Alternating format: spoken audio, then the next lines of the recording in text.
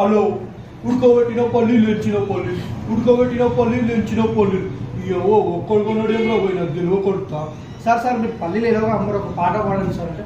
అరే నాకు మాటలే సక్కగా రాబోయ్, ఇక పాటలు ఎడికెళ్ళి వస్తాయి రాబోయ్. లేదు సార్ ఒక్క పాట పాడండి సార్. ఓకే రాబోయ్, నువ్వు ఇంత పాడుతున్నావు కాబట్టి పాట పాడుతు రాబోయ్. నీటిలోని షాప్ వచ్చి నేల మీద పడ్డట్టు పాలమంతా గిల్ల గిల్ల కొట్టేసుకుంటుందే ఓ డార్లింగ్, ఓ చిన్న డార్లింగ్. దాన్ని ఎవడు వాడమన్నాడు రాబోయ్, నీళ్ళలో నాకు గెలువ కొడతా. దానికి ఎవడు ఉన్నారు రాబోయ్.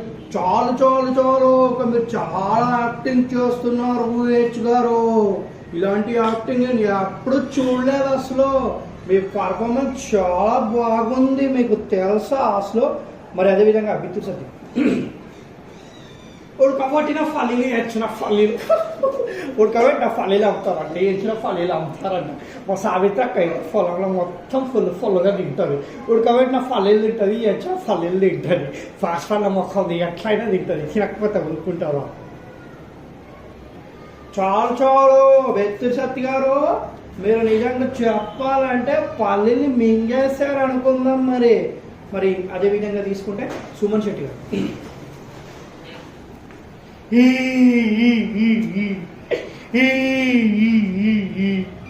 రామ్మ రా, అక్షరశ ఉడకబెట్టిన పల్లెలు,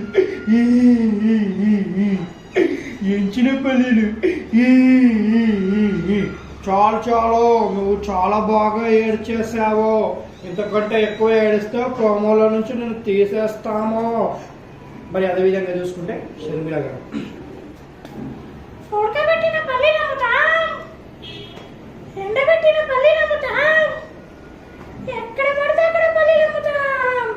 చాలు చాలు మేడం, మీరు ఇప్పటికే చాలా బాగా చేశారు. మీ పర్ఫార్మెన్స్ చూడలేకపోతున్నాను నేను, అసలు తట్టుకోలేకపోతున్నాను అసలు నేను. మరి అదేవిధంగా చూసుకున్నట్టయితే బాబుమోహన్ గారు.